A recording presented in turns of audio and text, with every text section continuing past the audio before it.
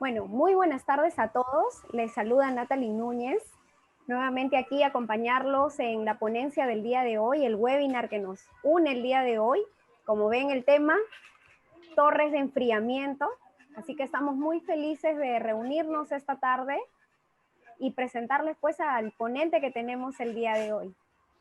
Sí, así que antes quiero presentar a Eduardo Salas, nuestro gerente comercial del mercado de industrias de Gran Invest. Ahí está Eduardo, un saludito para la cámara. Bien, Muchas Eduardo nos gracias, va a dar Natalie. las palabras de bienvenida antes de iniciar con la ponencia del día de hoy. Adelante, Eduardo. Muchas gracias, Natalie. Qué bonito ver que nos escriben desde todas partes del Perú y Latinoamérica en este primer webinar, segundo en realidad, porque ayer tuvimos el primero de calderos y hoy día de torre de enfriamiento. Tema importantísimo en cuanto a procesos en las plantas, ¿no? Remoción de calor. Qué tan importante es mantener estos equipos súper bien mantenidos y por ende ayuda muchísimo el tratamiento químico, de lo que vamos a hablar hoy. Solamente comentarles que Graninvest es una empresa que tiene más de 15 años en el Perú, brindando soluciones químicas a la medida en muchos momentos, soluciones de operación y mantenimiento, soluciones de equipos y plantas de tratamientos de agua. Entonces, estamos en todo el negocio del agua del Perú. De hecho, cuidamos el agua del Perú, es parte de nuestro eslogan. Y hoy agradecerle a Anderson Peber de Solenis, quien nos va a dar la ponencia. Hola, Anderson. Y nada, empecemos creo porque tenemos después preguntas y las preguntas sí por un tema de orden las vamos a tener registradas en el chat y las vamos a comenzar a leer. Ojalá se puedan hacer todas o responder todas, si no responderemos vía email, ¿no? Anderson, nuevamente muchas gracias por esta segunda ponencia y quedamos contigo. Ok, muchas gracias. Muchas gracias. Buenas tardes a todos desde acá en Brasil. Entonces, en el día de hoy vamos a hablar de muchos temas, muchos detalles específicos de tratamiento de sistemas de enfriamiento, principalmente torre de enfriamiento, pero cualquier sistema de enfriamiento, sea con agua en una torre, una agua de pasaje única, agua caliente, agua helada, pero específicamente hoy vamos a hablar entonces del sistema de enfriamiento. Anderson, perdóname, si me permites para presentarte, quizá hay personas que se han conectado recién el día de hoy para que te conozcan. Claro. Bien. Quiero presentarles a Anderson Weber, quien es nuestro socio estratégico desde Solenis, que nos viene acompañando, y el día de hoy con esta gran ponencia. Él es profesional de ventas, postventa y gestión desde hace más de 20 años. Tiene una gran experiencia en lo que es tratamiento de agua industrial y potable, tratamiento de aguas residuales, química del agua, equipos, asistencia técnica, automatización, optimización, entre otros. Y bueno, su gran experiencia tanto en asistencia técnica y así como en lanzamientos de nuevas tecnologías y consultorías avanzadas. Así que Anderson nos acompaña desde Brasil, está conectado desde ahí y hoy nos va a brindar esta ponencia de todo lo que es todas nuestras torres de enfriamiento. Así que estén muy atentos y todas las preguntas, como ya lo mencionamos, las pueden dejar a través del chat para responderlas al finalizar la ponencia. Bien, muchísimas gracias. Adelante, Anderson. Gracias. Entonces, imagino que ya esté mirando mi pantalla. Es correcto, Anderson. Ok, perfecto. Entonces vamos a hablar de este importante tema de tratamiento de sistemas de agua de enfriamiento, en torre de enfriamiento. Y empezamos hablando de lo que llamamos el triángulo básico de control en un sistema de enfriamiento. Y yo creo que para los amigos y amigas que están ahora con nosotros, ya miraron un triángulo, quizá no exactamente como esto, pero sí el concepto de control de un sistema de enfriamiento, que uno tiene que hacer un excelente control, un excelente tratamiento, control, monitoreo de los tres grandes desafíos que un área de enfriamiento puede generar, que es justamente... Muy buenas tardes para todos. Que es justamente corrosión de los metales asociados, uno o más metales asociados, la deposición de cualquier naturaleza, orgánica o inorgánica, y crecimiento microbiológico. Y lo que es más importante mirando un triángulo como este es que los tres fenómenos siempre están juntos. Y, por ejemplo, si nosotros hacemos un excelente control en dos de los desafíos, por ejemplo, corrosión y deposición, y no tengamos un buen control para microbiología, la microbiología descontrolada sin ningún control va a generar, por ejemplo, biofilme o la lama microbiológica, un lodo microbiológico que es un depósito. O sea, mismo que yo tenga los mejores productos y control de pH y alcalinidad, no tengo deposición de característica inorgánica ni de proceso, pero la formación excesiva de microbiología genera biofilme, que torna una deposición. Y por bajo de esta deposición se puede generar corrosión, fenómenos de corrosión. Por esta razón que nosotros tenemos que tener un control efectivo por los tres fenómenos, por todos los fenómenos, y las mejores prácticas de cada uno de ellos tienen que ser muy bien mantenidas en todos los días para garantizar la mejor performance. Tasa de corrosión, tasa de deposición y crecimiento microbiológico, población microbiológica.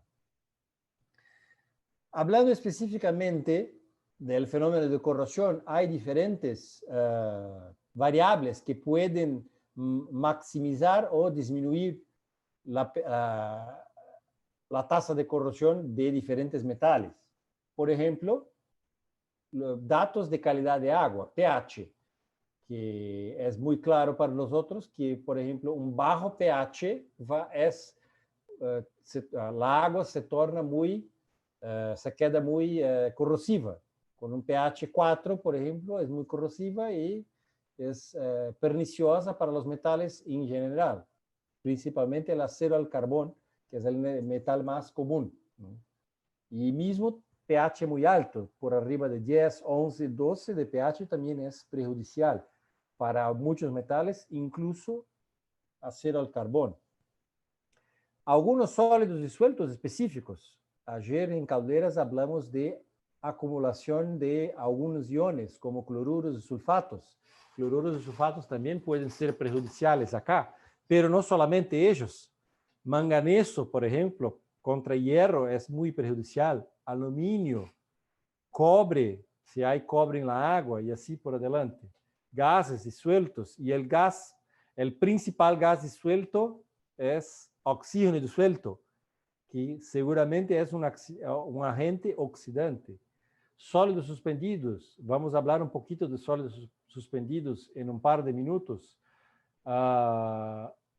pero sólido suspendido es un desafío muy largo justamente porque hay poca actuación de químicos. Algunos químicos sí pueden trabajar para mejorar, pero el ideal es una solución física, microorganismos y así por adelante. Y hay factores físicos de las tuberías y principalmente de los intercambiadores de calor, que son los grandes usuarios de la agua de enfriamiento. El tamaño de equipo, si hay metales diferentes, cómo está la temperatura, cuanto más caliente, más corrosivo es un sistema, cuanto más baja la velocidad, peor es para la incrustación, con más incrustación se tiene más corrosión y así por adelante.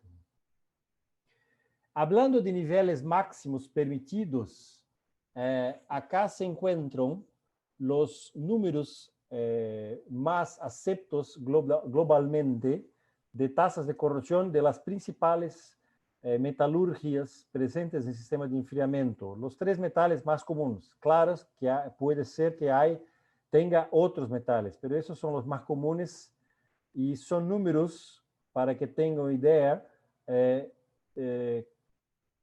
recomendados por organismos de Norteamérica como CTI, Cooling Technology Institute, y EWT,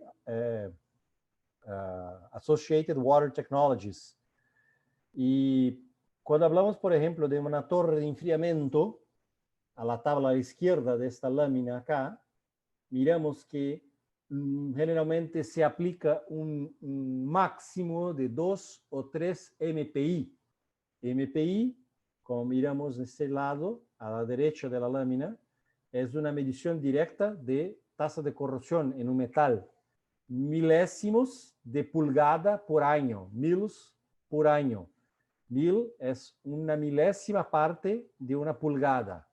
Una pulgada son 2.54 centímetros o 25.4 milímetros. Entonces, más o menos, esta relación acá. Hay algunas personas que hablan milímetros por año, que sería bueno para nosotros de Latinoamérica, pero es mucho más común mirar MPI. Y esto se quedó como que una unidad internacional. Entonces, acero al carbón en una torre de enfriamiento generalmente se acepta 2, en algunos casos 3 MPI. Las plantas que tienen más requisitos fuertes trabajan por bajo de 1. Metales más nobres tienen que tener tasas más bajas. Entonces, por ejemplo, cobre y acero inoxidable son metales más nobres que el acero al carbón. Por lo tanto, el máximo de tasa de corrosión tiene que ser más baja. Para acero inoxidable, por ejemplo, 0.1 máximo. Y cobre 0.1, 0.2. Algunas plantas trabajan con 0.3 MPI. La tabla de la derecha también es una recomendación de tasas máximas de corrosión para los mismos metales en agua de enfriamiento, pero ahora estamos hablando de los sistemas cerrados, no de torres de enfriamiento. Los sistemas donde no hay pérdidas o hay pocas pérdidas, como que un circuito chiquito, corto, cerrado, y casi no hay reposición de agua y por lo tanto no hay incorporación de contaminantes, especialmente de oxígeno y otros. Por lo tanto, la tasa de corrosión tiene que ser mucho más baja. Miren la diferencia solo para hacerlo al carbón, por ejemplo, donde que son 10 veces de diferencia, ¿no? Acá el bueno está como que 1 o 2 MPI y acá bueno 0.2. O sea, tiene que ser la 10ª parte, 10 veces menos cuando se compara con una torre de enfriamiento. Cualquier número diferente de esto no es considerado un resultado bueno. ¿Y cómo nosotros podemos hacer una inhibición de manera química para disminuir la corrosión? Antes, es importante saber que la corrosión es un proceso natural, porque justamente, ¿qué hacemos nosotros en la industria? Sacamos el minerio de un metal, el minerio de hierro, por ejemplo, que en la realidad es óxido de hierro, este hierro ya está oxidado por la naturaleza y hacemos una conversión, una reducción de este hierro hasta hierro 0. Y la naturaleza tiene la tendencia absolutamente natural de corroer, de oxidar este metal para que se quede corroído y vuelve a quedarse como un óxido de hierro. Entonces, nuestra tarea acá en tratamiento de agua es disminuir la velocidad. La tasa que miramos en MPI en verdad es velocidad de corrosión. Y una de las maneras de disminuir desde 50, 60, 80, 100 MPI para 1 o 2 MPI, por ejemplo, en muchos casos, es aplicando inhibidores de corrosión, productos químicos. Y hay diferentes productos, muchas opciones diferentes, quizá 10, 12 o 14, 15 opciones de activos químicos diferentes. Algunos son poco utilizados, otros son muy utilizados. Y ellos se dividen en 2 categorías, lo que nosotros llamamos de inhibidores de corrosión anódico y los catódicos. Los anódicos, la corrosión de un metal es puramente un proceso electroquímico, donde hay migración de electrones. Y una área del metal se queda anódica y otra área se queda catódica. Y justamente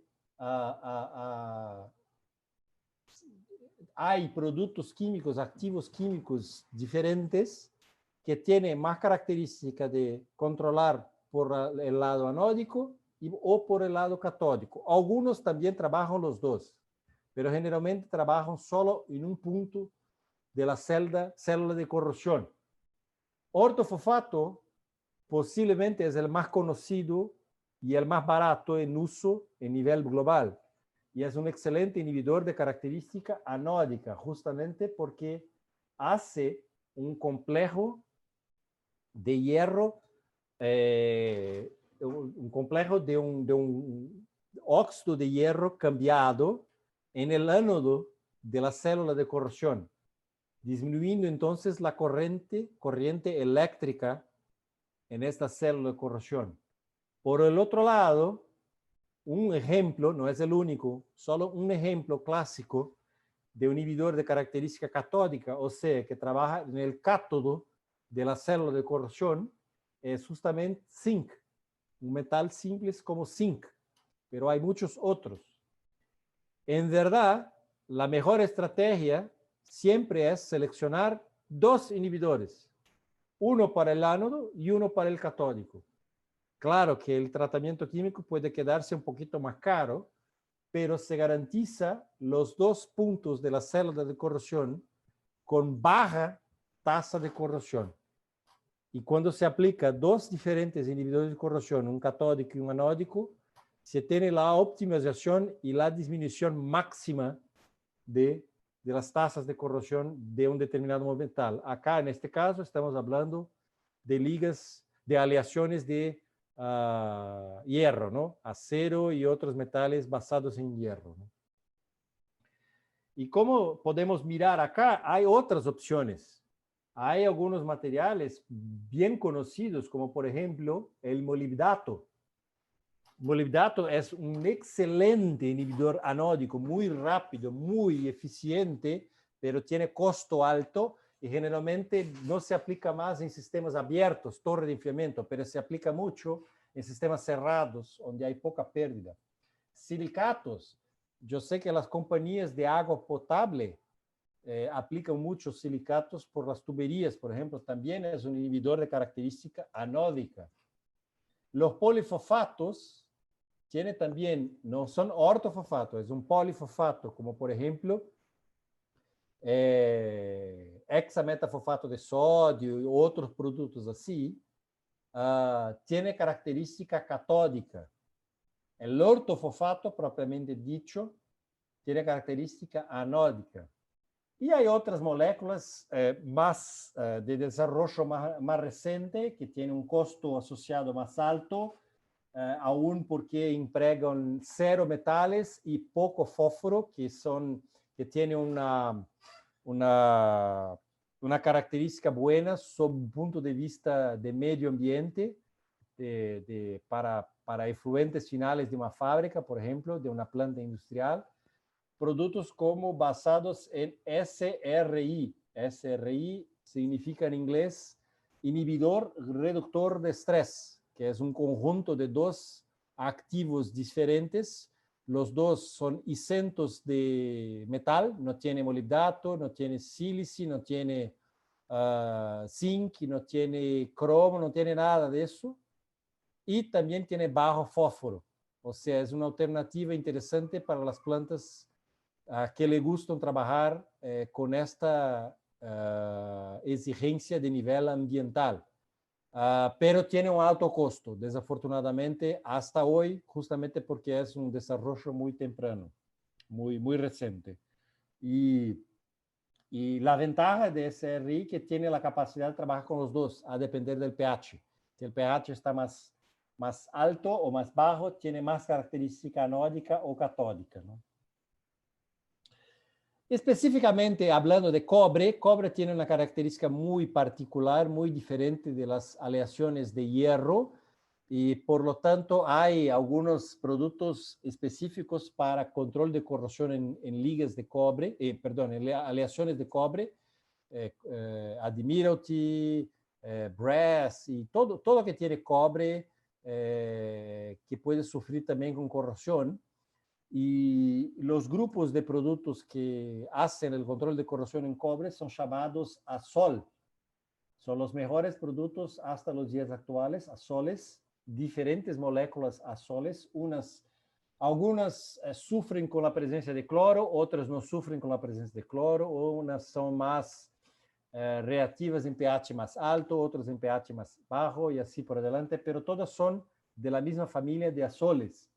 Y los azoles, ¿qué hacen? Hacen una película química absorbida en la superficie de la pared del intercambiador de calor que tiene cobre. Por ejemplo, los tubos de un intercambiador pueden ser hechos en cobre, o mismo la tubería general, y hacen esta película, este filme protectivo que no permite el contacto de agua directamente con la superficie de cobre. Y la otra cosa que también los azoles hacen es que hacen el secuestro de cobre que ya esté disuelto en la agua. O sea, puede ser que mi agua de pozo, mi agua de río, ya tenga, por alguna razón, cobre disuelto, como que 50 ppb, 100 ppb, 200 ppb de cobre disuelto en el agua del río o de pozo, y este cobre puede precipitar en una zona con acero al carbón, por ejemplo, una parte que sea solo de hierro, y nosotros tenemos contacto hierro y cobre, es una pila electrolítica, ¿no? Es una célula electrolítica donde el metal menos noble, que es hierro, se corroe, se oxida, sufre corrosión. Entonces la idea es que el azol puede también secuestrar el cobre que esté disuelto, libre, nadando en la agua, y no permite que este cobre tenga contacto con las tuberías y equipos hechos en hierro, ¿no? Hablando de los depósitos, diferentes características de depósitos, cuando hablamos de depósitos, no estamos hablando solo por un tema de si la torre está bonita o si está fea. Claro que una torre tiene que estar limpia, pero cuando está sucia, el problema no es una característica estética, es justamente una característica funcional, técnica. Y el primer gran impacto que una deposición tiene en un sistema de enfriamiento, específicamente hablando del intercambiador de calor, es un poder aislante. Mismo pequeñas cantidades de cualquier material depositado en intercambiadores de calor ya puede representar un autoaislamiento de calor. O sea, el intercambiador de calor, que es un equipo justamente diseñado para intercambiar calor desde un fluido caliente para una agua fría, que se saque este calor de este fluido caliente de proceso, si tiene una superficie de las tuberías o de las placas, de intercambiadores de placas, sucio con cualquier material, es una barrera extra para este intercambio de calor. Y algunos materiales son fuertemente aislantes. Entonces, por ejemplo, la sílice y el biofilme, el filme de resultado del crecimiento microbiológico, es extremadamente aislante, fuertemente aislante. Por esa razón, que intercambiadores de calor que están sucios con biofilme, mismo en pequeños niveles de pocos milímetros o pocos micrómetros, ya pueden tener una pérdida de capacidad de enfriamiento del fluido de proceso muy larga, muy grande. Y cuando esto ocurre, ¿qué pasa? O tenemos que disminuir el flujo del intercambiador de calor, o cambiar la temperatura, o aumentar el equipo, tener un intercambiador de calor extra, por ejemplo, para enfriar el proceso, justamente por el nivel de ensuciamiento. Pero no solamente la pérdida de calor, hay otro fenómeno que es justamente la corrosión bajo depósito. Imaginen que nosotros tengamos una superficie metálica, por arriba de esa superficie metálica se queda una deposición de cualquier naturaleza, puede ser orgánica, microbiológica o inorgánica, cualquier que sea, y esta es una barrera física, o sea, por ejemplo, el inhibidor de corrosión catódico y anódico no tiene más contacto con la superficie de metal y no tiene capacidad de pasivar y proteger este metal. Por lo tanto, no tiene más acceso entre el inhibidor de corrosión y la superficie. Además, por bajo de la superficie también puede evaporarse la agua y concentrarse los sales. Entonces, puntualmente, en una zona muy pequeñita, muy chiquita, se puede tener una superconcentración de iones como H+, o OH-, o otros iones como cloruros, sulfatos y otros que son muy perjudiciales y van a representar un punto de pH muy bajo o de pH muy alto, que es perjudicial y corrosivo.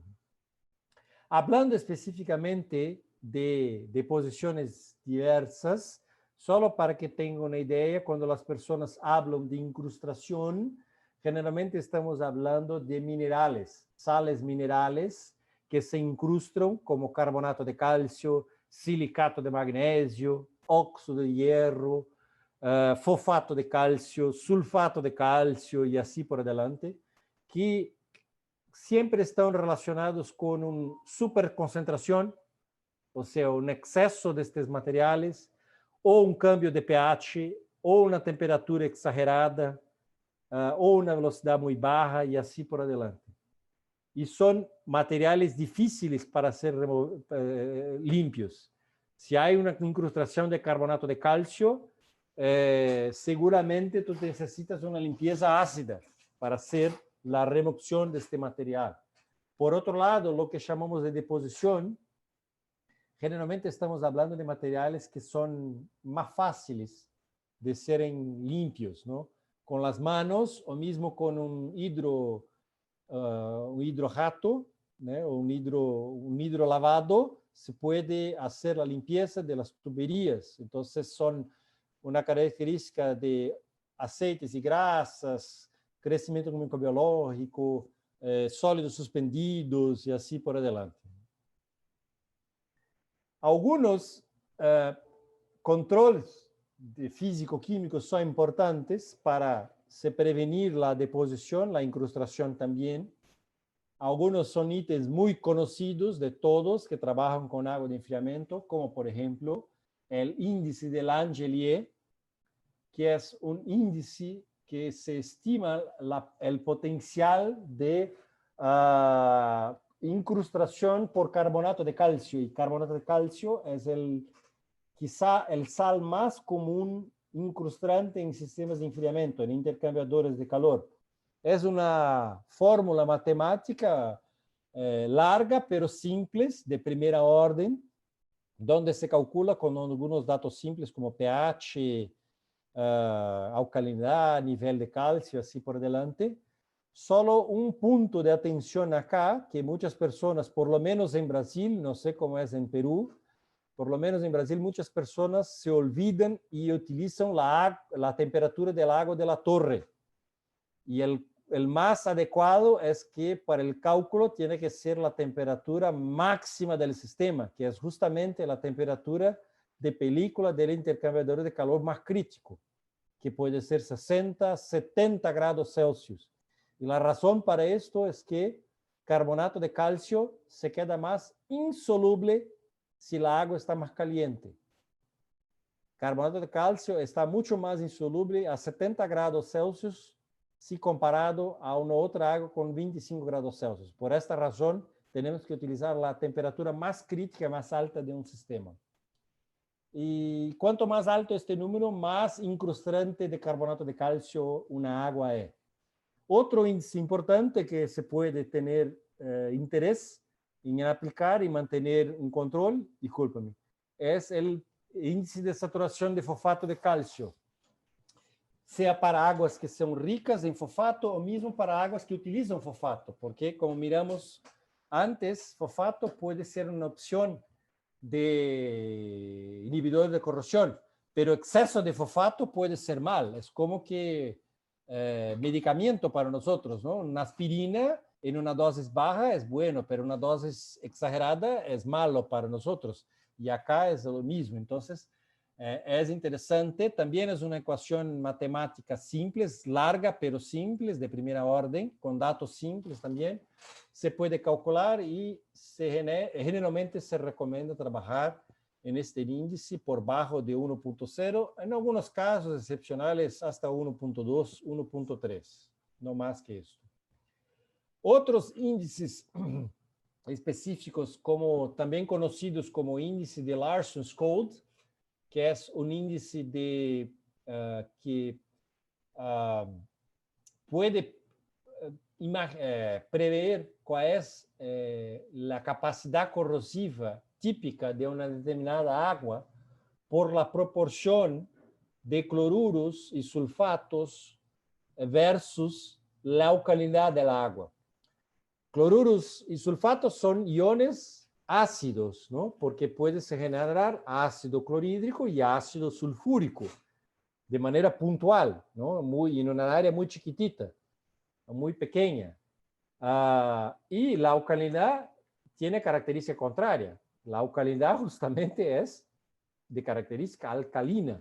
Entonces, Larson's Code es una ecuación matemática que hace la comparación de la presencia de materiales ácidos, como cloruro y sulfatos, versus materiales alcalinos, que es justamente la alcalinidad total de un sistema, de una agua.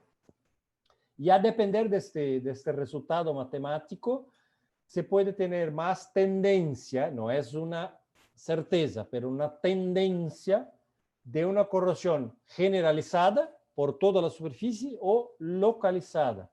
Entonces, cuando el Larson's Code se queda muy alto, por arriba de 1, por ejemplo, la tendencia de corrosión alta es grande, y localizada y alta. Entonces, tiene que tener un tratamiento químico específico o por lo menos que disminuya la tendencia, ¿no? Y cuanto más cerca de cero este número, la tendencia de corrosión por cloruro y sulfato se disminuye fuertemente. Hablando de cómo nosotros podemos prevenir también las deposiciones de materiales suspendidos, una regla general es también la aplicación de sistemas de filtración lateral cuando nosotros tengamos niveles muy altos de sólidos suspendidos en la agua de recirculación, por cualquier razón. Algunas plantas tienen sus torres de enfriamiento, por ejemplo, muy cerca de alguna ubicación, o están ubicados en puntos cerca de donde hay polvo de cualquier naturaleza, polvo de una pista, de arenas, o cualquier otro material que pueda ser incorporado por la agua, porque tengamos que lembrar, no olvidemos que la torre de enfriamiento es un gran lavador de aire. O sea, si el aire está sucio con partículas de cualquier naturaleza, la agua se incorpora con estas partículas, con estas suciedades, y aumenta el nivel de sólidos suspendidos. Claro que en otros casos puede tener contaminación de proceso también, de alguna naturaleza. Por ejemplo, plantas de papel pueden generar contaminaciones de fibras de papel. Plantas azucareras también tienen algunas contaminaciones por materiales comunes a la producción de azúcar, y así por adelante. Plantas textileras con fibras de algodón y así por adelante. Entonces, generalmente para los tratamientos químicos tienen mejor performance, no se recomienda trabajar con más de 50 ppm. Si es el caso que yo tengo más de 50 ppm, nosotros podemos trabajar con algunos químicos específicos que mejoran la performance, pero el ideal es tener un sistema de filtro lateral como el filtro de arena o multimedia, o mismo un hidrociclone que pueda sacar parte de estos materiales de la agua de recirculación. Hablando específicamente de los minerales que se pueden incrustar en un sistema, hay diferentes maneras. Una de las maneras típicas no es química, es física, es por purga. O sea, yo saco parte de la agua y para cambiar con una misma cantidad con agua de reposición nueva, sea mi agua de pozo, de río, agua tratada de cualquier punto, agua de la municipalidad o cualquier otra fuente de agua que tenga menos concentración de un determinado sal.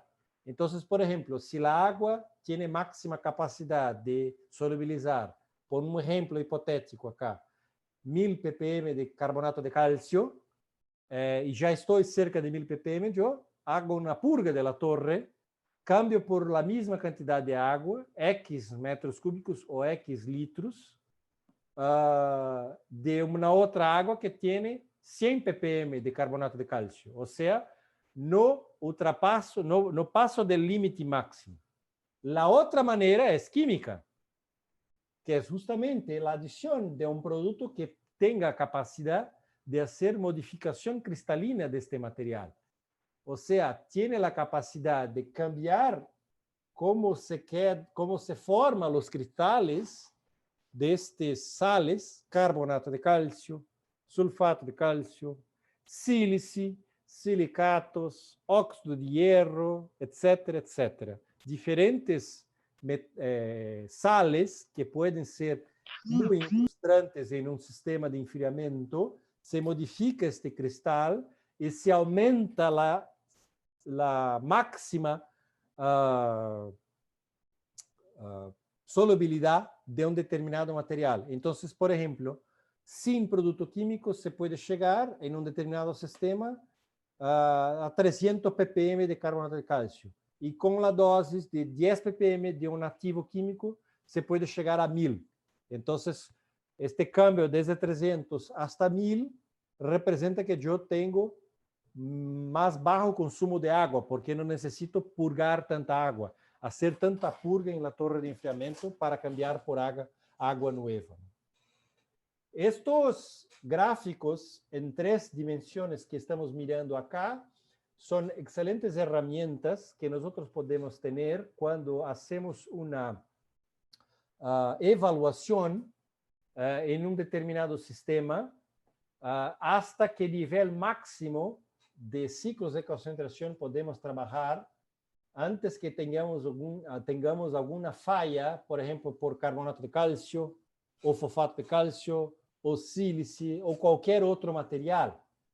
Eso es en realidad una simulación electrónica. Imagino que algunos de ustedes ya escucharon hablar de algunos softwares. El más famoso, hay algunas opciones del mercado. Uno de los más famosos se llama Water Cycles de Norteamérica. Pero muchas personas también lo hacen con planillas en Excel, planillas electrónicas, pero los softwares son mucho más completos. Y con una evaluación como esta, nosotros podemos mirar diferentes químicas en diferentes rangos de ciclos de concentración. Y las colores son muy sugestivas acá. Nosotros, por las colores ya podemos imaginar lo que significa. Si está rojo, si está amarillo, no está bueno. Y si está azul, está sí bueno, bien controlado. Entonces, en este ejemplo, por arriba, tenemos un sistema de enfriamiento y estamos mirando la capacidad de dilución sin producto químico de calcita. Calcita es el carbonato de calcio. Sin producto químico se queda así, o sea, mismo con un rango de pH desde 7.4 hasta 8, en un rango de ciclo de concentración desde 4 hasta 10, no estamos protegidos de la incrustación de carbonato de calcio. La incrustación va a ocurrir. Acá puede ser que ocurra muy poco o no ocurra donde está verde, pero donde está rojo seguramente va a ocurrir la incrustación. Y esto es el mismo sistema simulado las mismas condiciones de pH y ciclo de concentración, pero con un producto químico que es específico para mantener carbonato de calcio disuelto. Entonces, ¿qué dice eso para nosotros? Que podemos trabajar en seguridad en cualquier pH de este rango y cualquier ciclo de concentración de este rango con esta agua. Claro que si la fuente de agua de reposición cambia, un nuevo estudio es necesario, pero con la condición actual, sí se puede trabajar. Y hay algunos dispersantes, algunos productos químicos importantes que se pueden incorporar cuando, por ejemplo, tienes capacidad de deposición e incrustación por materiales específicos, como por ejemplo carbonato de calcio. Si la tendencia de carbonato de calcio, el índice de Langelier se queda negativo por bajo de cero, no es necesario un producto químico. Entonces, se puede ahorrar mucha plata en eso. Pero seguramente, por otro lado, vas a necesitar de una dosis extra de inhibidor de corrosión, porque es una agua, si tiene la capacidad de mantener disuelto el carbonato de calcio, también tiene la capacidad de mantener disuelto el hierro, o sea, de ser más corrosiva. Y de manera similar para el fosfato de calcio. Si el índice de fosfato de calcio está bajo de cero, no hay necesidad de introducción de dosis de un producto para mantener el fosfato de calcio bajo de cero. Disuelto. Y de manera parecida hay las mismas características para sílice y para los otros materiales. Acá es un diagrama de algunas de las tecnologías químicas, son muchas siglas químicas acá, algunas son muy conocidas, otros son materiales más de desarrollo más recientes. Entonces hay materiales muy antiguos que aún siguen trabajando bien, como por ejemplo los poliacrilatos, polimetacrilatos y otros polímeros, que son muy buenos productos para carbonato de calcio, más o menos para fosfato de calcio, pero carbonato trabaja muy bien. Otros productos asociados, quizá algunos de ustedes conocen como PBTC y HEDP, que son fosfonatos, o sea, son lo que llamamos de fosfato orgánicos, que son dispersantes para algunos materiales, como carbonatos, sulfato de calcio. Y materiales más desarrollados más recientemente, como por ejemplo ZPI, que es una sigla en inglés para inhibidor cero fósforo, o sea, es una molécula 100% isenta de fósforo, no es basado en fósforo, también no es basado en metal, que tiene la capacidad, por ejemplo, de dispersar carbonato de calcio, sulfato de calcio y otros materiales. Y así por adelante. O sea, hay algunas opciones diferentes para diferentes materiales que yo necesito controlar, como por ejemplo los sólidos suspendidos que hablé para ustedes. Hay algunos químicos que pueden ayudar, pero siempre un filtro lateral también es muy bienvenido para disminuir esta condición. El biofilme, vamos a hablar ahora en los próximos minutos de cómo hacer un buen control microbiológico y disminuir el potencial de formación de biofilme.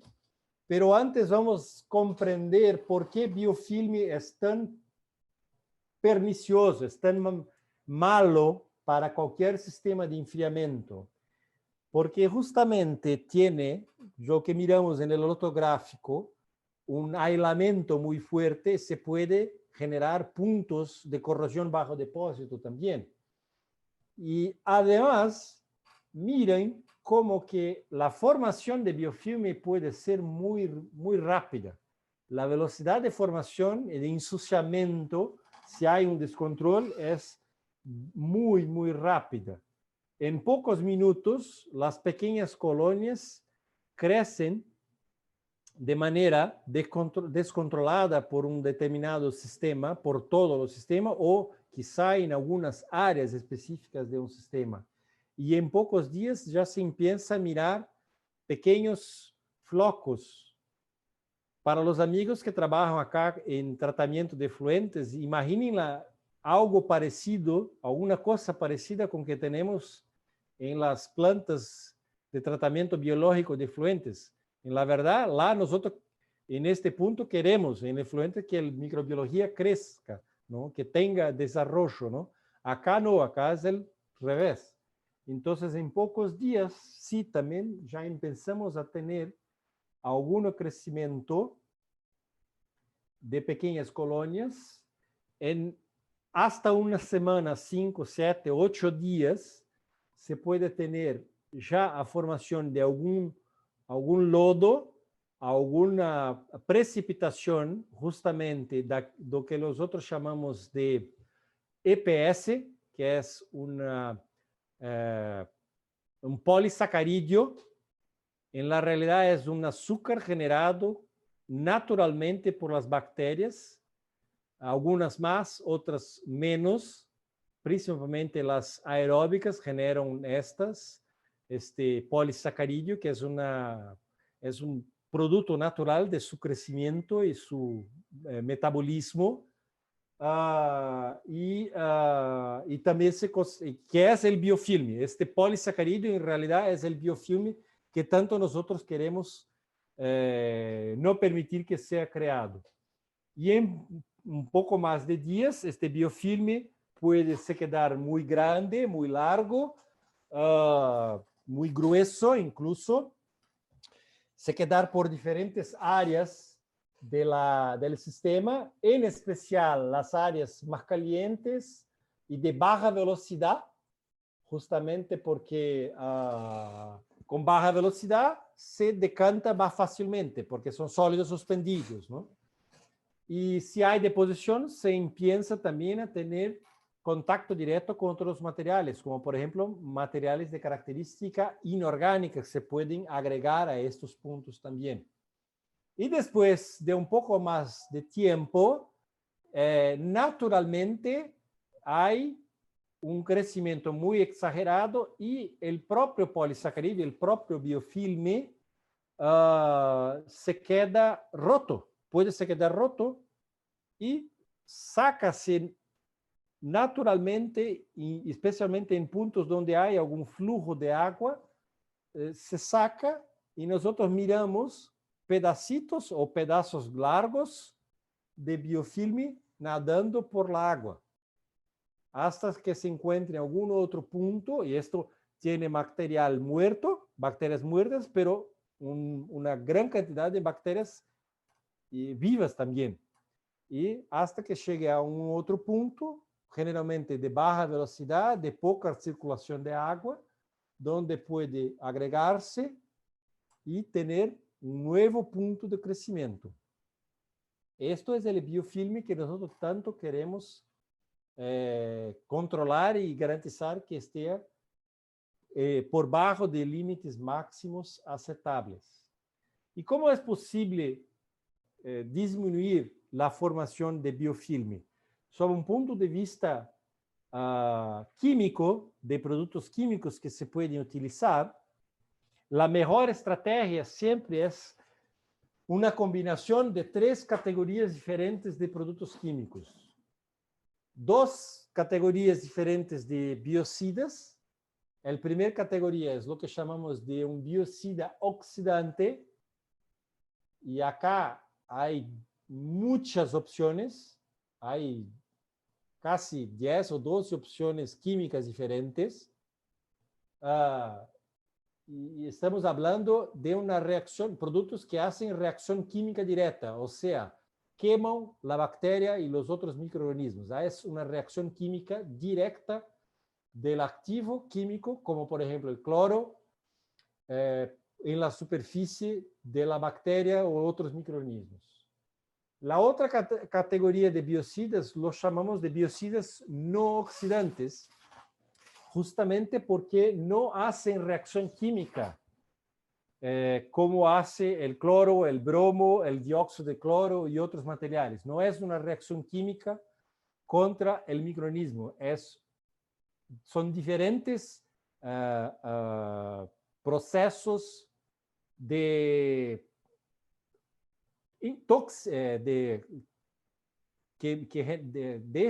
quedam a água mais tóxica para o microorganismo. Pode ser por inibição enzimática, pode ser por inibição de reprodução. A bactéria se queda viva, pero não se reproduz mais, ou seja, não genera mais bactérias. Inibição enzimática, não tem mais capacidade de migrar enzimas que são importantes para seu metabolismo. Pode ser por cambio de tensão superficial. E se cambia a tensão superficial, a membrana externa de uma bactéria se rompe, se quiebra, e a bactéria morre por isso. E outros pode ser por, em algas, por exemplo, que dependem de fotossíntese, pode ser por uma inibição do fenômeno de fotossíntese, e as algas morrem por isso. E assim por diante. Ou seja, são diferentes processos, pero não é por oxidação química direta. E o último grupo de produtos são os biodispersantes, biopenetrantes, ou algumas pessoas também chamam de surfactantes. E é como que um produto que tem características de surfactante, como se fosse um jabón, um detergente, que permite fazer a limpeza, ou seja, em sistemas que já se quedam mais sucios, ou mesmo em sistemas onde nós queremos manter uma prevenção de ensuciamento, se dosifica este produto que tem a capacidade de fazer uma limpeza e incluso penetração. Algunos de los biocidas oxidantes, casi todos los biocidas oxidantes, chamamos biocidas oxidantes fuertes, no tiene tanta eficiencia después del estágio número 3, porque tiene poca habilidad de penetración, justamente porque el biofilme reacciona con un oxidante fuerte, como por ejemplo el cloro o el bromo. Algunos biocidas oxidantes tienen capacidad de penetración, pero los otros dos productos no, estos tienen capacidad. El no oxidante sí puede penetrar en un biofilme y perjudicar las bacterias que están abajo. Y lo mismo pasa con los surfactantes biopenetrantes. Justamente biopenetrante por eso, porque penetra por el biofilme y hace la limpieza sacando el biofilme de la pared donde está depositado, ¿no? Hay diferentes opciones de biocidas oxidantes. Acá son solo algunas. Hay muchos otros que pueden ser utilizados.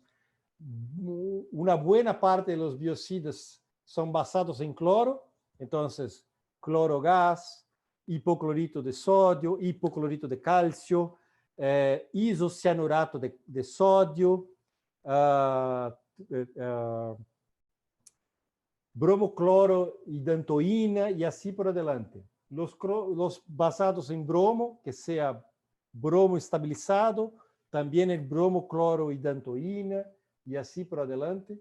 Los basados en dióxido de cloro, o sea, que se genera dióxido de cloro en plantas de papel generalmente utilizan mucho esto. Y las cloraminas, que son cloro combinado, son productos de una reacción específica de una fuente de cloro y una fuente de amoníaco, ¿no? Cada uno de esos tiene ventajas y desventajas de costo, de performance, de rango de pH de operación. Entonces, por ejemplo, basados en cloro, todos los basados en cloro no trabajan bien con pH por arriba de 8. Por pH bajo de 8 son excelentes, tiene alta performance. Los bromos trabajan bien en pH hasta 9, por ejemplo, pero tiene la desventaja de costo. Son muy, muy caros. El dióxido de cloro tiene ventaja que no reacciona con amoníaco. Si hay fuga de amoníaco en el sistema, no forma los trialometanos, por ejemplo, ¿no? Pero tiene que ser producido en campo, ¿no? Las cloraminas tienen ventaja que pueden trabajar con cualquier pH y son fuertemente selectivas, o sea, solo reaccionan con microorganismos, pero tiene limitación de tamaño del sistema porque tiene un costo asociado un poco más grande, un poco más alto, ¿no?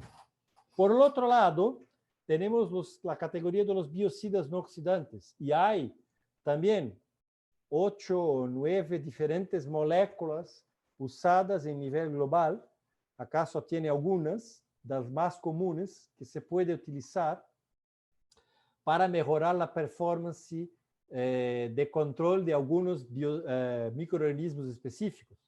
Então, moléculas muito conhecidas como a isotiazolina, o DBNPA, que também se utiliza muito em sistemas de membranas de osmose inversa, quaternário de amoníaco, glutaraldeído. Há outras moléculas como bronopol, DRH, que é hidrato de dodecilguanidina, MBT, que é metilbisticionato, e assim por adiante. Há muitas opções. Algumas fábricas utilizam carbamato, não é tão utilizado por sua toxicidade e seu peligro de manuseio. Enfim, há outras opções químicas, cada uma com suas características. Algumas moléculas são melhores, por exemplo, para bactérias aeróbicas, outras são para bactérias redutoras de sulfato, umas são boas para algas, outras são boas para ajudar na remoção de filmes formados, biofilmes formados. Unas trabalham com limite de pH, outras não trabalham com limite de pH. Uma característica importante de los biocidas não oxidantes é o tempo de reação, o tempo de contacto, desculpa-me, porque justamente trabalham diferentes mecanismos enzimáticos de reprodução, de tensão superficial, etc. E para que isto ocorra, se necessita tempo de contacto em la torre de enfriamento. E quando temos alguma torre donde, por alguma razão de tamanho, de volume, desenho total de volume de um sistema e purgas, pode ser que o tempo de contacto seja de poucas horas e não há, para uma molécula específica, se necessita mais tempo de contacto. Então, esta variável pode ser essencial também para decidir qual é a melhor molécula, né? Então, hablamos mucho del fenómeno de corrosión, fenómeno de incrustación, deposición, crecimiento microbiológico. ¿Cómo podemos hacer para seleccionar el mejor tratamiento químico? Son algunas variables importantes que tienen que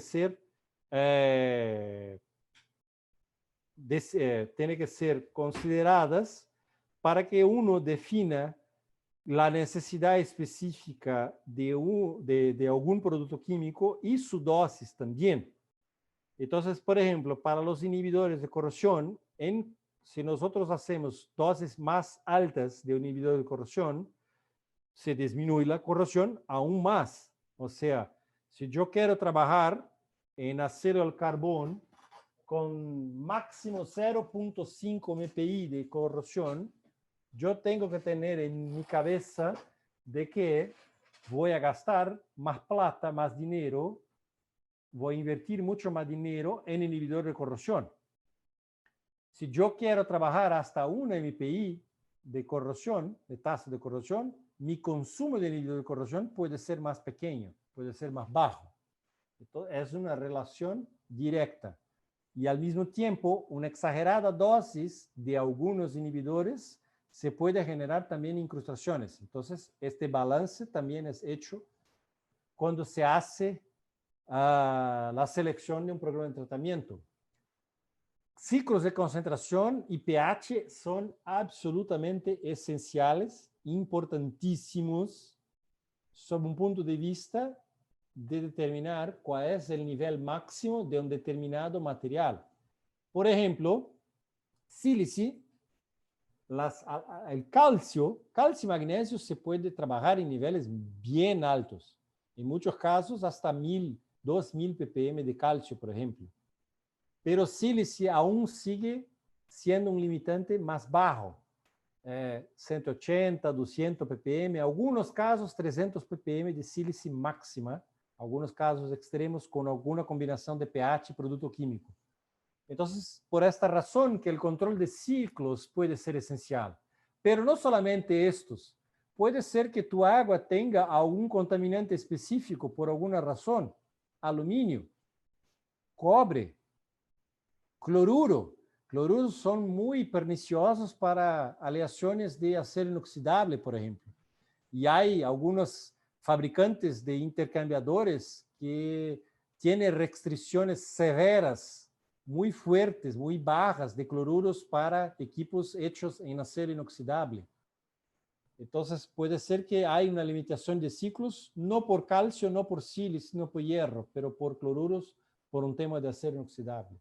pH también es importante porque para carbonato de calcio le interesa trabajar con pH bajo.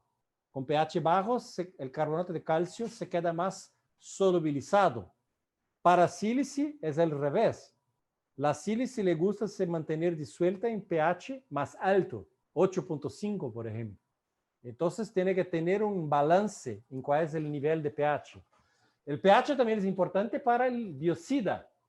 Como decía antes, el cloro no le gusta trabajar por arriba de 8. Y así por adelante. Los productos dispersantes, que miramos ejemplos de simulación electrónicas, puede ser que 1, 2 o mismo 3 moléculas diferentes pueden ser necesarias. Puede ser una molécula para mantener sílice disuelta, otra para calcio, carbonato de calcio y otra para silicato de magnesio, por ejemplo. Entonces, es importante seleccionar todo esto. Y claro, los biocidas oxidantes como un tema de pH, rango de pH y selectividad principalmente. Para que tengan una idea, acá tiene un gran resumen de muchas décadas de tratamiento químico de sistemas de enfriamiento. Desde acá no tiene algunos, si nosotros tenemos personas seniors con nosotros en esta tarde, quizá trabajaron con los famosos cromatos mucho tiempo atrás, que es un tratamiento bien viejo, pero en Latinoamérica se trabajó hasta los años 80, que no está en este cuadro, que sería de antes de los años 70, pero después que no se trabaja más con cromato, que es un material muy tóxico, se pasó a trabajar con otras opciones.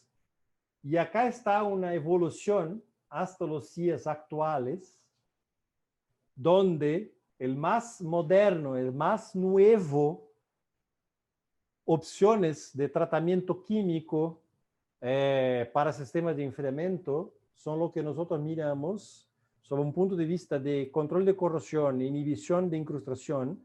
Después voy a hablar de biocidas, pero inhibición de incrustación, inhibición de corrosión, con productos que son muy modernos y son basados sin metales. No hay zinc, no hay molibdato, no hay silicato, no hay cromato, seguramente no hay. Cualquier otra fuente de metal no existe y son materiales o de cero o de bajo fósforo. La gran desventaja, y yo puedo hablar para ustedes, compartir de ustedes, que la cantidad de torres que son tratadas de esta manera en los días actuales es muy reducida, casi cero. Y la razón para esto es el costo. Aún tratamientos tradicionales que pueden parecer viejos, como ortofosfato y zinc, siguen muy comunes en los días actuales, muy, muy comunes. Son la gran mayoría. Son la gran mayoría justamente porque tienen una buena performance y un bajo costo operacional. Pero para las empresas que tienen necesidad de algún requerimiento de características de medio ambiente, alguna cosa así, hay disponibilidad, pero tiene que tener en su cabeza que va a gastar y va a invertir mucho más dinero, ¿no? Y por el lado de material de control microbiológico, los biocidas oxidantes, de manera parecida, hasta los días actuales, aún se utiliza mucho hipoclorito de sodio, cloro, gas y otras fuentes de cloro, mismo cloro en pastillas, sea de tricloro isocianurato o bromocloro y dantoína, alguna otra manera así. Pero hay opciones más modernas, y como dióxido de cloro, que también no es un desarrollo reciente, ya tiene algunos años. Se utiliza mucho en proceso, después se cambió también para aguas. Pero claro, es más caro, mucho más caro. Hipoclorito sigue siendo la opción más barata. Y el desarrollo más reciente que se tiene en términos de biocidas oxidantes son las cloraminas, que tiene una característica única de selectividad. Solo reaccionan directamente con microorganismos, no reaccionan con nada más.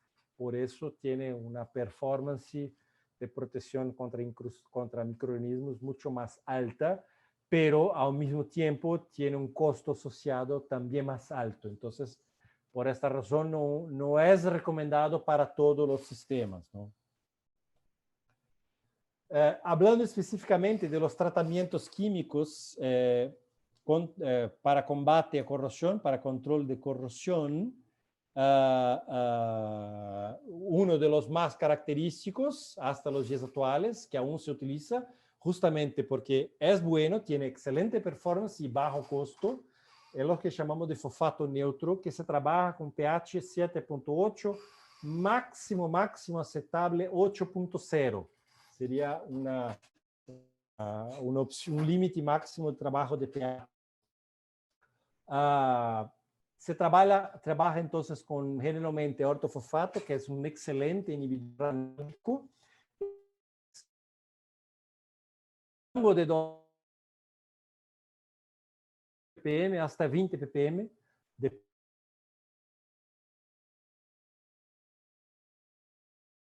Es importante para esta decisión, ¿no?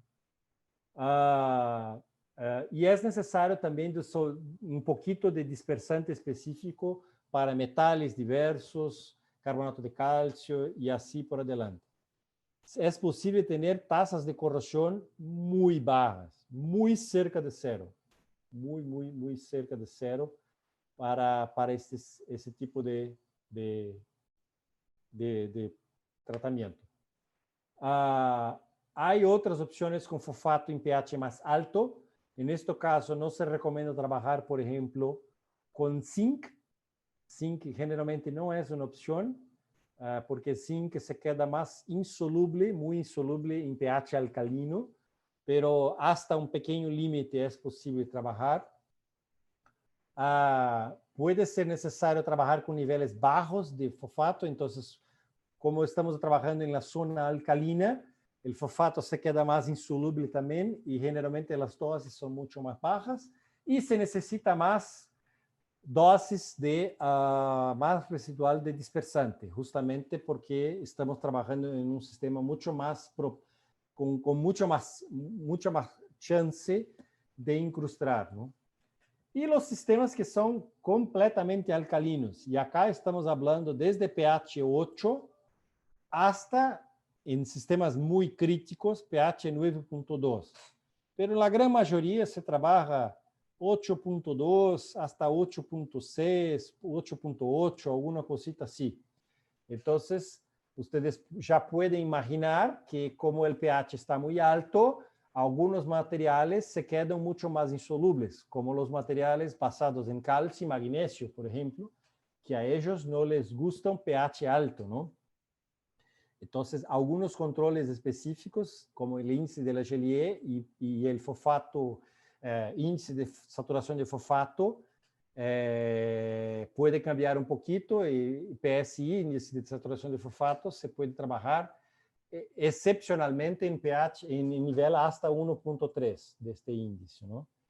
No se dosifica ácido, ¿no? Porque justamente el pH se queda libre.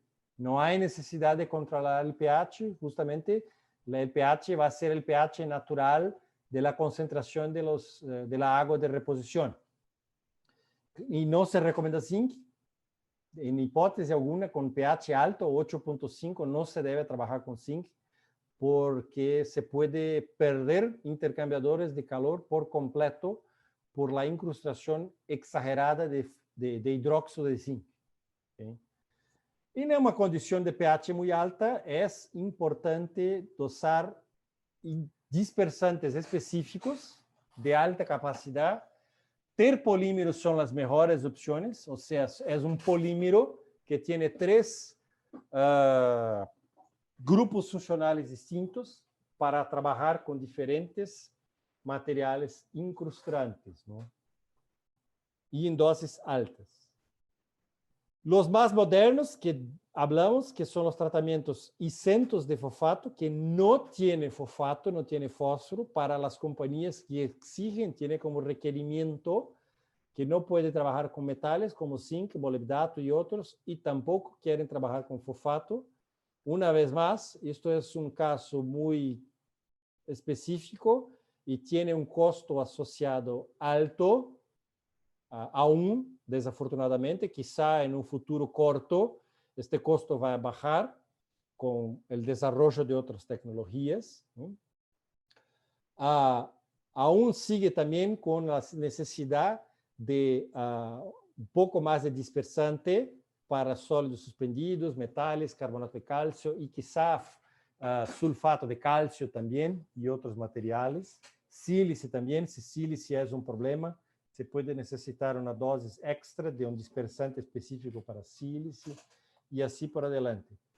Una información importante acá, que también es que si una planta tiene un tratamiento tradicional en fosfato neutro, o en pH neutro, discúlpeme, en pH neutro, por bajo de 8 de pH, con fosfato y zinc, por ejemplo, con un promedio de tasa de corrosión de 0,3 MPI en acero al carbón, que es excelente, 0,3, y decide cambiar por un tema de medio ambiente, de requerimiento de medio ambiente, etcétera, etcétera, para un tratamiento cero fósforo y isento de zinc, naturalmente va a tener tasas de corrosión un poco más altas.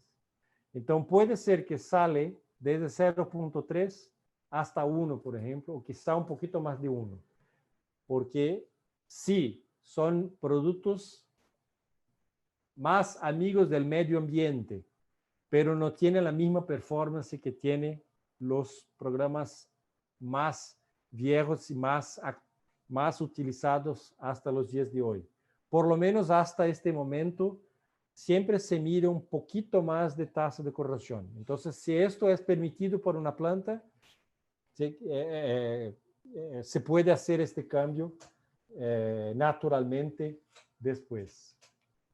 Entonces, solo para que tengan una idea, una calidad de agua, es importante conocer muchos parámetros físico-químicos de una agua. Acá solo tiene 2, para que tengamos 3, perdón, pH, alcalinidad y dureza calcio, pero cuando hacemos un diseño de un programa químico, se solicita, se pide mucho más parámetros, ¿no?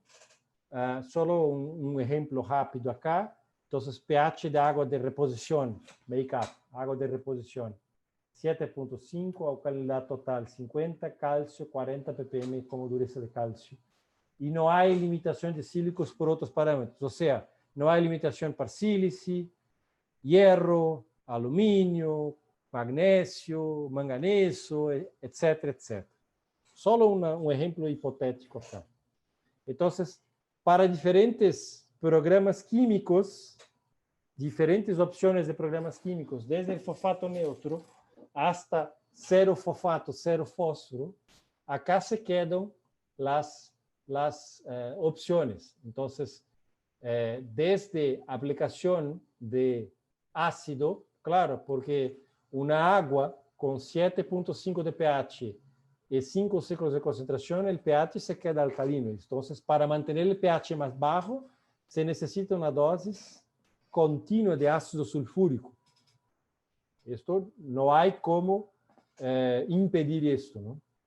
Una dosis baja, relativamente baja de ortofosfato, 5 tradicional, y puede trabajar con dispersante bien básico, como un poliacrilato, PAA en un poliacrilato, que es el más simple dispersante que existe. El más barato, el más simple, justamente porque tiene un rango pequeño de trabajo, ¿no? No son todos los productos. Hasta que se vuelva a lo más moderno, en teoría más moderno, pero mucho más caro, que se puede llegar a pH 9, o sea, no necesito más dosificar ácido sulfúrico para que tenga un pH por bajo de 8, trabajo con un ciclo más alto, mi inhibidor de corrosión que no tiene que no tiene fósforo, es el SRI, inhibidor reductor de estrés en inglés acá, que es 100% orgánico, no tiene metal, no tiene fósforo, pero el dispersante poliacrilato ya no trabaja bien. Necesito un dispersante de alto poder de dispersión, que trabaje en alta concentración de alcalinidad y altos contenidos de calcio, magnesio y demás componentes. Y claro, cloro no trabaja con pH 9, no tiene performance. Entonces necesito quizá un dióxido de cloro o una cloramina, por ejemplo, o quizá bromo. Bromo trabaja también bien.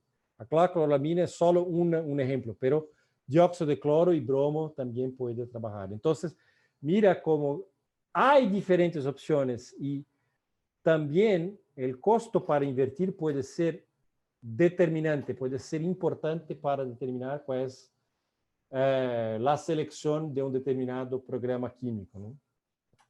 Exceso de sílice, ya hablamos un poquito sobre ese tema, puede ser muy especial y hay pocas opciones de materiales dispersantes.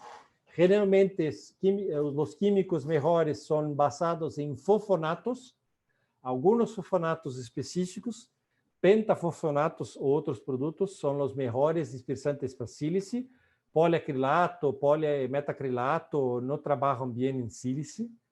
E também a outra alternativa é cambiar um pouquinho o pH, se trabalhar com pH mais alto. E, claro, o último recurso também é purga, não? Ou seja, manter um ciclo de concentração mais baixo, justamente para ter menos sílice en la agua circulante, ¿no? Sílice, la sílice puede generar dos problemas. Puede generar incrustación de sílice y puede generar incrustación de silicato de calcio y silicato de magnesio. Los dos son muy malos. Los dos son terribles para cualquier sistema porque son fuertemente aislantes.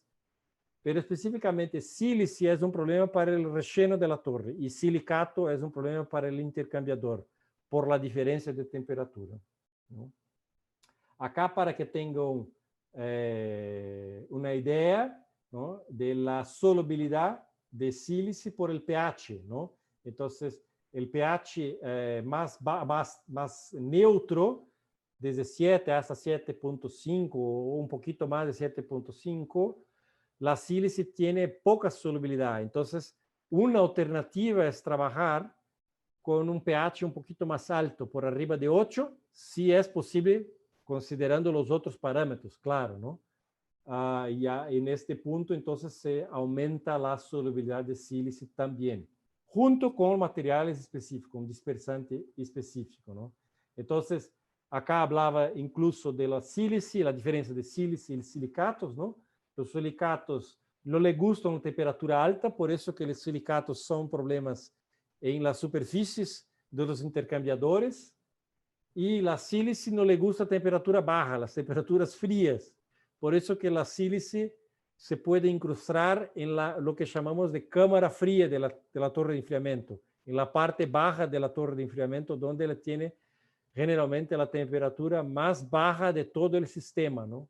Sílice, solo sílice es más difícil tener incrustada en el intercambiador de calor. Es más posible que el intercambiador, si tiene alguna incrustación con silicio, es en realidad silicato de algún metal, ¿no?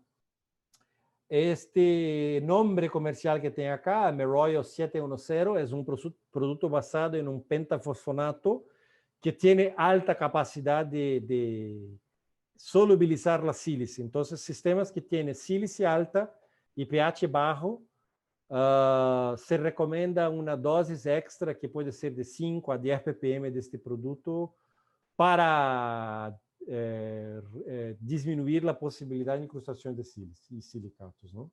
Entonces, acá tiene un ejemplo de una agua parecida con la misma agua de antes, pero acá tiene 70 ppm de sílice, que es muy alto. Realmente es una agua muy, muy alta en sílice, ¿no? Y solo para que tengan una idea de cómo se quedaría una evaluación electrónica, ¿no? Una simulación electrónica, con pH, con pH 8.2, donde llegaría este pH 8.2 solo con 2 ciclos de concentración, que es muy bajo, 2 ciclos.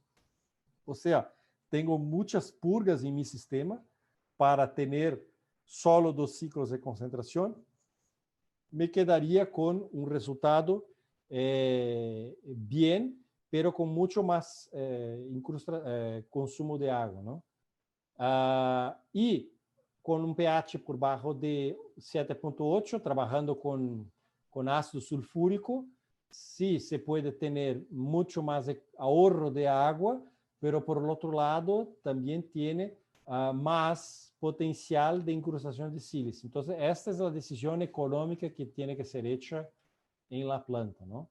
Entonces, una operación segura por bajo de 8.2, por ejemplo, y con ciclos bajos en la temperatura de 20 grados Celsius, o sea, la temperatura que puede estar cerca de la torre, es el más recomendado, ¿no? Y en una operación con dosis de producto químico específico, mira que nosotros podemos llegar a pH, a ciclos 3, o sea, puede ser que 3 no sea un número tan grande, pero ya es una mejoría muy fuerte, mira, cambiando desde 2 ciclos hasta 3 ciclos. Es una cantidad de agua muy alta que se ahorra solo con la incorporación de un producto químico extra. O sea, el costo del químico es muchas veces más bajo que el costo de agua de reposición al sistema, ¿no? Exceso de sulfato también puede ser un problema. El sulfato puede generalmente originarse de 2 fuentes diferentes. Puede ser de la agua de reposición, que esté rica en sulfato, que esté contaminada en sulfato. Y hay sistemas donde se dosifica ácido sulfúrico para mantener el pH bajo, ¿no? Y sulfato en exceso, calcio en exceso y pH alto pueden generar sulfato de calcio. Además, sulfato de calcio le gusta trabajar en temperatura más baja, o sea, puede ser que el sulfato de calcio se precipite, se incruste justamente en el intercambiador de calor, donde está la temperatura alta, especialmente en intercambiadores de calor que estén subdimensionados, que tengan temperaturas muy, muy altas. Por lo tanto, discúlpame, la temperatura alta es, sulfato de calcio es lo que llamamos una sal de solubilidad inversa, ¿no? Que se queda más insoluble en temperaturas altas, ¿no? Y hay productos químicos específicos como el ZPI, polacrilato, algunos fosfonatos como HEDP, que tiene capacidad de aumentar esta dispersión si un determinado sistema tiene más chance de incrustar con sulfato de calcio. Para que tengan una idea, acá un gráfico de evaluación de las ppm de sulfato con las ppm de dureza de calcio, ¿no? Y donde si nosotros quedarmos por bajo de esta línea de color azul, con los puntitos blancos, estamos en una zona más segura de formación de sulfato de calcio, donde no va a formar. Y si nos quedamos por arriba de esta línea azul, hay una tendencia grande de incrustación de sulfato de calcio. O sea, puede ser que yo tenga 1500 ppm de calcio, pero solamente 50 ppm de sulfato. Estoy en una zona segura. O puede ser que yo tenga 500 ppm de calcio, pero 6000 de sulfato. Estoy en una zona peligrosa. Esto que dice este gráfico. Entonces, el ideal, cuanto más posible, trabajar por bajo de esta línea azul acá de este gráfico, ¿no? Y una de las maneras que muchas plantas también trabajan es ahorrando dinero, ahorrando agua, es claro, reusando agua. Y seguramente el reuso de agua debe ocurrir siempre que posible por un tema de ahorro de agua, de dinero, de recursos, de producto químico y claro, por preocupación con el medio ambiente. Pero siempre tenemos que tener en nuestras cabezas que un agua de reuso casi siempre tiene contaminantes que una agua de reposición común quizá no tenga. Entonces, un agua de pozo o una agua de río tradicional, clarificada, por ejemplo, o una agua de la municipalidad, puede ser que no tenga un nivel o quizá tenga cero nivel de orgánicos, por ejemplo, diferente de una agua de efluente tratado final, clarificado, que puede estar rico en orgánicos. Y esos orgánicos pueden ser prejudiciales para cualquier sistema, incluso un sistema de agua de enfriamiento. Entonces, claro que es posible utilizar agua de reuso en sistema de enfriamiento, pero tiene que ser evaluado con mucho cuidado, ¿no? Con bastante cuidado para tener en mente que es posible tener que cambiar nivel de pH, en pensar una dosis extra de uno o más productos, trabajar con más ciclos de concentración más bajos y así por adelante. Cambiar biocida puede ser. Entonces, algunas de esas fuentes de agua de reuso pueden estar tan ricas en contaminantes diferentes de características orgánicas e inorgánicas que se necesita dispersantes, por ejemplo, de alto estrés, como dispersantes modernos, que son más caros, desafortunadamente, pero justamente trabajan en condiciones de estrés alto, como el HTD ZPI. Inhibidores de corrosión que sean cero fósforo, cero fosfato, justamente porque puede ser que la agua tenga una cantidad muy alta de calcio y si yo dosifico un poco de fosfato, hay riesgo de formación de incrustación de fosfato de calcio. Entonces no puedo trabajar con fosfato como inhibidor. Tengo que trabajar con un producto que sea isento, ¿no? Puede ser que sea necesario un biocida que no reaccione con la materia orgánica. Si el agua de reuso tiene una alta cantidad de materia orgánica, cloro tradicional reacciona con todo ese material, bromo también. Entonces puede ser que yo tenga que utilizar un biocida que sea más caro, pero más selectivo, o 100% selectivo y va directamente. Entonces, solo para que tengan una idea, cloro y bromo tradicionales reaccionan con todo, no reaccionan solo con microorganismos, reaccionan con manganeso, amoníaco, orgánicos, hierro, carbono orgánicos y así por adelante, ¿no? Y una cloramina solo reacciona con materiales basados en sulfuro y por esta razón que son selectivos a los microorganismos, directamente a los microorganismos. Entonces, si hay una demanda de otros materiales, puede ser que las cloraminas se queden más interesantes, mismo que sea una opción más cara para invertir más dinero, ¿no? Hablando ahora de cómo nosotros tenemos que monitorear un sistema de enfriamiento, la corrosión, hay dos maneras básicas, o dos maneras, una muy básica, muy conocida, que es esta que estamos mirando, que son los famosos cupones de corrosión, que pueden ser de diferentes metales, cada uno de los metales correspondiente de tu sistema de enfriamiento, y donde hacemos la instalación de un cupón en el día 0 y después en el día 30 sacamos el cupón, limpiamos, pesamos, comparamos la pérdida de masa y hacemos un promedio de pérdida de masa por día, que genera el número de MPI, milésimos de pulgada por año, ¿no?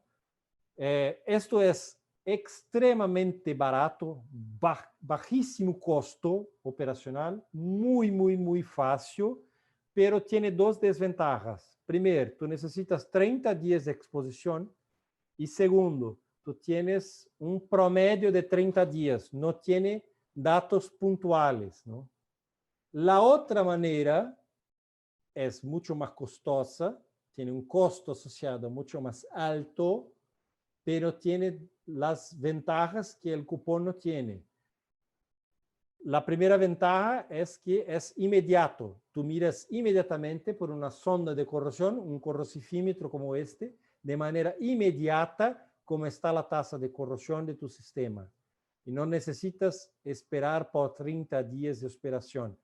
Y mismo en una tabla, en un gráfico de 30 días, tú estás mirando la corrosión instantánea, no un promedio de 30 días. Entonces, tú puedes mirar picos que son correspondientes a, por ejemplo, un ingreso de un material contaminante de proceso o porque la bomba dosificadora de inhibidor de corrosión se apagó, falló la bomba, alguna cosa así. Entonces, es inmediata la identificación de una corrosión más alta en un sistema. Y la desventaja, única desventaja es el costo asociado. Entonces, la ventaja está acá de un material, de un sensor en línea de corrosión. Estábamos veniendo muy bien acá en marzo de 2020 en este sistema de un cliente en Brasil, con una tasa de corrosión por bajo de 0.5 MPI y rápidamente la corrosión subió para más de 20 MPI, o que es un absurdo, absolutamente incompatible con cualquier sistema de enfriamiento. Y inmediatamente se generó una alarma para el personal de planta que identificaron una contaminación de proceso. En realidad el pH, por la contaminación, el pH también cambió para menos de 5 de pH, para abajo de 5 de pH, y que obviamente este pH bajo 5 generó un ambiente muy corrosivo. Después que se cesó la contaminación y se empezó a dosificar un poquito de material alcalino, una soda cáustica para corregir el pH, la corrosividad se empezó a disminuir hasta que llegó al nivel tradicional usual de pH. Esto nosotros no miraríamos en un cupón. En un cupón miraríamos una tasa de corrosión promedia, que podría ser 3, 4 MPI, pero no una cosa puntual en un sistema. ¿Cómo podemos monitorear incrustación de sistemas? Este puede ser hecha de diferentes maneras. La manera más directa de performance son con equipos específicos.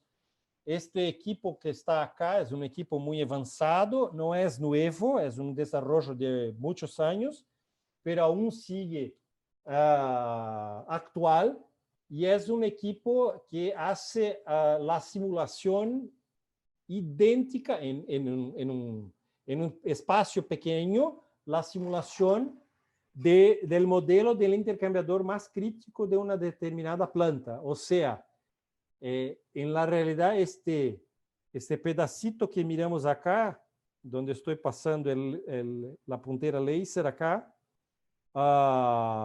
es un intercambiador de prueba, donde simulamos la misma condición de velocidad y temperatura de un intercambiador seleccionado de la planta. Y por lo tanto, logramos medir en tiempo real cómo está el nivel de ensuciamiento a través de este controlador acá, de cómo se encuentra este ensuciamiento en términos de fouling factor, o traduciendo para español, factor de ensuciamiento, de manera inmediata, en línea del sistema. Otra manera, no tan directa, es por el monitoreo de parámetros operacionales, donde se puede calcular algunas variables esenciales para la posibilidad de un determinado intercambiador de calor tener falla por incrustación o no. Y una de esas maneras es una herramienta en línea que nosotros tenemos disponible para a los clientes que así optan trabajar, que se llama Exaval. Esto es un termo inglés que es evaluación de intercambiador de calor. En inglés, Heat Exchanger Evaluation, evaluación de intercambiador de calor.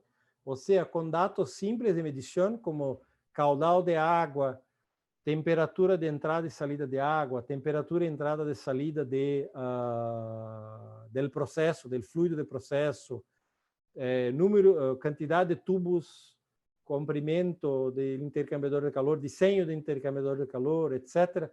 Es posible calcular algunos parámetros que son importantes.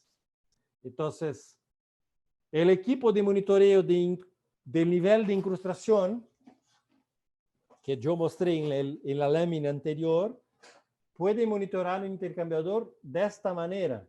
Está monitoreando la cantidad de depósitos de característica inorgánica en milímetros acá. Esa es una medición en milímetros, o sea, en nivel muy bajos mismo, pero que ya sean capaces de, ya sean aptos, mismo bajos, a hilar la pasaje de calor desde el fluido caliente hasta la agua fría, ¿no? En tiempo real, de manera parecida como se mide la corrosión, se puede medir la incrustación también. Esto es la otra opción, sin un inhibidor, sin un monitoreo de incrustación en tiempo real, pero un monitoreo de parámetros. Si nosotros logramos medir, conocemos el diseño del intercambiador y medimos temperaturas de entrada y salida de agua, entrada y salida de fluido caliente y el caudal de agua, nosotros podemos calcular parámetros como, por ejemplo, la velocidad de agua. Y la velocidad de agua es muy importante, solo para que tengan idea. La velocidad ideal es mínima 2 metros por segundo, entonces este ejemplo no está bueno, está solo uno, mitad. Puede-se calcular la temperatura de película, para que tengan una idea. La temperatura de película usual máxima es 60 grados, entonces este intercambiador está bueno. Y flujo de calor, comparar con el diseño.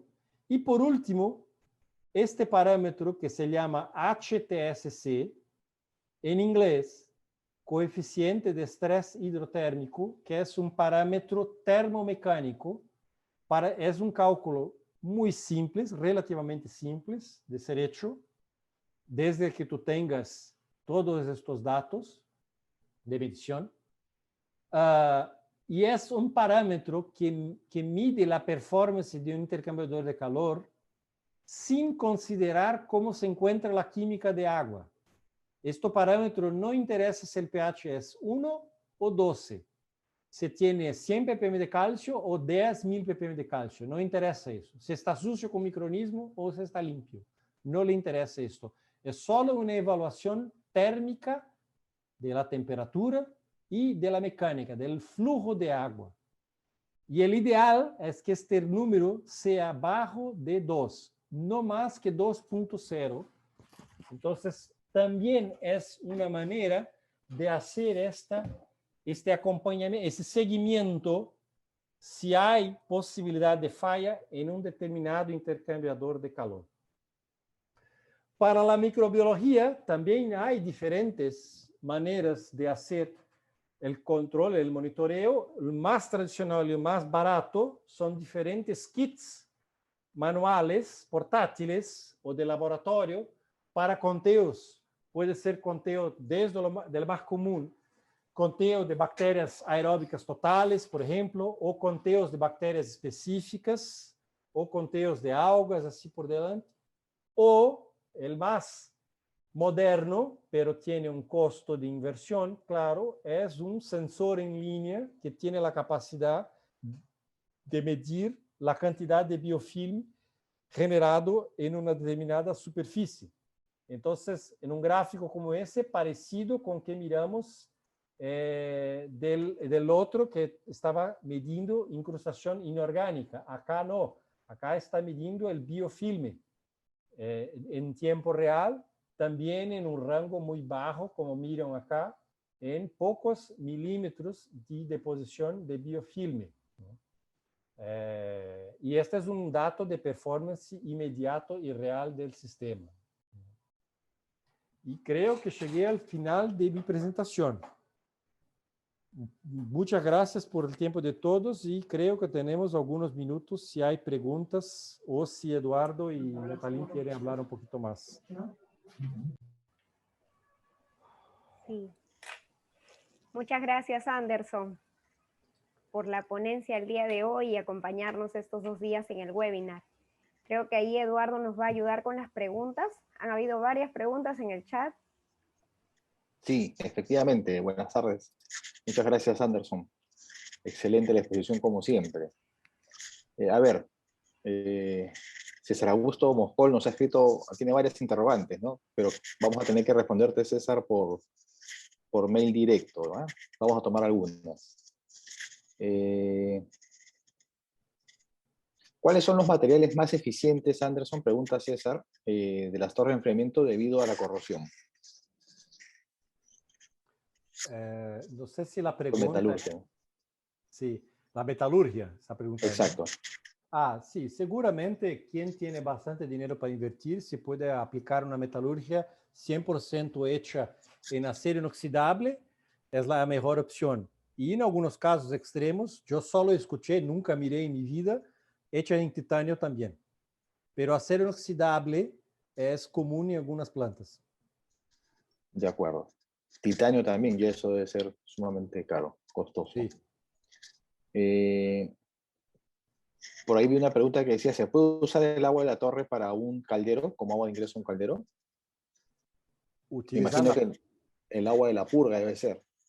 Para utilizar en el caldero. En el caldero. No es común.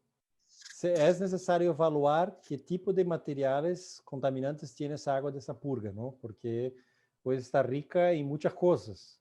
Microorganismos, claro que los microorganismos no van a vivir en la caldera por la temperatura, pero los orgánicos generados por microorganismos, los productos químicos de tratamiento, por ejemplo, si usted utiliza zinc, o sílice o silicato como inhibidores de corrosión en la torre de enfriamiento, no es interesante tener estos contaminantes en una caldera, mismo en baja presión.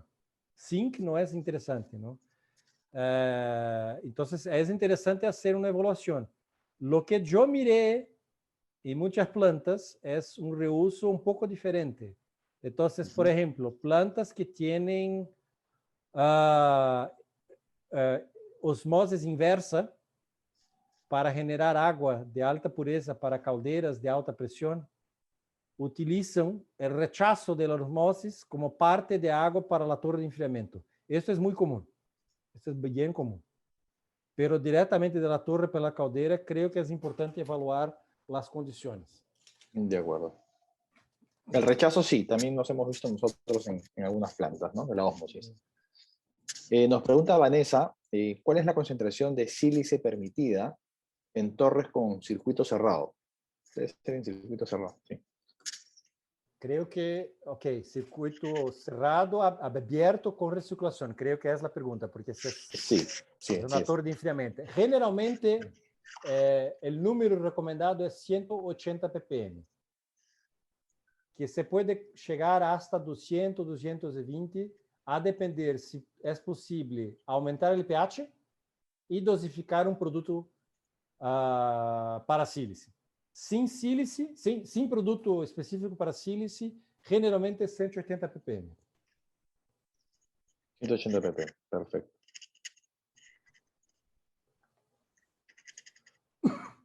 Dice, en casos, R. Miranda nos pregunta, en los casos de agua captada de los ríos para reemplazar las torres de enfriamiento, ¿cuáles son las concentraciones de tratamiento de cloro ideales para el control microbiológico, evitando la incrustación de incrustaciones, ¿no? Haciendo el tratamiento más eficiente? Ajá. Bueno, es interesante hacer el control de cloro libre en la agua que recircula la torre de enfriamiento. Y generalmente el rango típico de control es alguna cosa no completamente cerrada, más o menos 0.5 hasta 1 ppm de cloro libre. Pero yo te recomiendo que no haga el control solo por el cloro libre.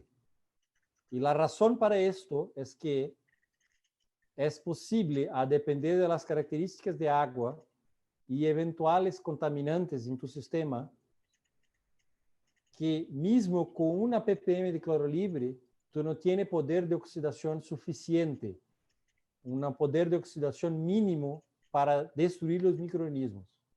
Por esta razón, que yo recomiendo que juntamente con el control de cloro libre, sería interesante tú tener también un medidor de ORP en línea, un sensor en línea de ORP que mide el potencial de oxidación-reducción. Una vez que tú tengas esto, midiendo 24 horas por día el ORP del agua de la torre, es interesante mantener 450, 500, hasta 550 milivolts positivo de poder de oxidación.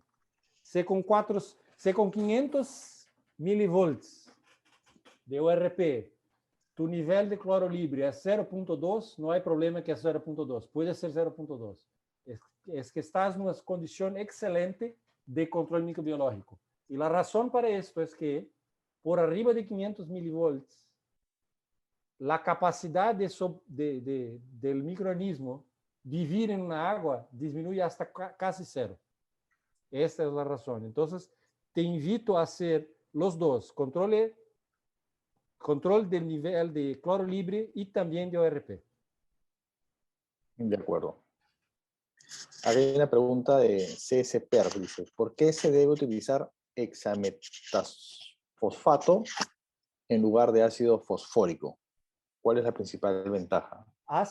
El ácido fosfórico en realidad es el producto que provee el ortofosfato. Y el ortofosfato es el inhibidor anódico. El hexametafosfato es un polifosfato. Entonces, él es un inhibidor catódico. Entonces, un trabaja en el ánodo de las células de corrosión y el otro trabaja en el cátodo. Pero un polifosfato cualquier que sea, hasta el infinito, va a se convertir a ácido fosfórico. Esto llamamos de reversión de fosfato. La reversión es normal. Entonces, si uno dosifica 10 ppm de polifosfato como hexameta en una torre de enfriamiento, puede ser que después de algunas horas o algunos días, 10 ppm de fosfato, como polifosfato, 2.5 cambió para ortofosfato y 7.5 aún siguen como polifosfato. Entonces, la ventaja cuando tú dosificas así es que tú tienes en un activo la posibilidad de tener dos inhibidores, un anódico y un catódico. Solo es importante tener en mente que se va a cambiar 100% el ácido fosfórico, que es el ortofosfato. Puede ser que tú necesites una dosis más alta como fosfato total de la fuente hexametafosfato. De acuerdo. Acá me pregunta César, ¿existen analizadores en línea en una torre de enfriamiento que me den una idea clara de los resultados antes de enviarlos al laboratorio? Ayer lo vimos, ¿no? En Calderos, que sí existía. ¿Aplica también para acá? Sí, imagino que está preguntando de pH, conductividad, ORP, cloro libre también, algunos parámetros así. Sí, hay muchas opciones diferentes. Conductividad, por ejemplo. ¿Y el OnWAR, Anderson, también aplica acá? Sí, sí, también tiene muchas entradas diferentes. El mismo gráfico que compartí acá, por ejemplo, que este de medición de incrustación, se puede generar corrosividad, que también miramos, pH, conductividad, ¿qué más? Cloro libre, ORP y así por adelante. De acuerdo. Eh, Algunos parámetros no son posibles medir en línea, ¿no? Como por ejemplo alcalinidad. No hay sensor para eso, ¿no? Entonces necesita de un análisis de laboratorio, pero muchos sí son posibles. de acuerdo. Acá Guillermo Octavio nos pregunta, si en la entrada de agua de enfriamiento coloco acondicionadores magnéticos, ¿solo necesitaría el uso de dispersantes? Yo conozco estos condicionadores electromagnéticos hace mucho tiempo y las personas que defienden esta estrategia dicen que con alguna cosa así, como hay por la red electromagnética, el campo electromagnético generado, los iones se quedan posicionados de una manera en la agua, Hoy día sí has trabajado. que se quedan posicionados de una manera que no van a se encontrar y generar incrustaciones. Sob un punto de vista de ciencia, esto no hay comprobación de esto. No hay, absolutamente no hay. Y muchos yo sé que hay que dicen que también controlan corrosión y crecimiento microbiológico. Yo aún necesito conocer una planta de gran tamaño, de una torre de 30.000 metros cúbicos de agua por hora, con un volumen de 18, 20.000 metros cúbicos, con 10 ciclos de concentración, que tenga una operación como esta. Yo tengo un listado muy largo de plantas que sufrieron fallas catastróficas de corrosión, incrustación y crecimiento microbiológico. Yo no recomiendo esto para nadie. De acuerdo. Acá tenemos una pregunta de Dora Ramos. Dora, ayer vi tu pregunta, pero nos ganó el tiempo, ahora sí la leo.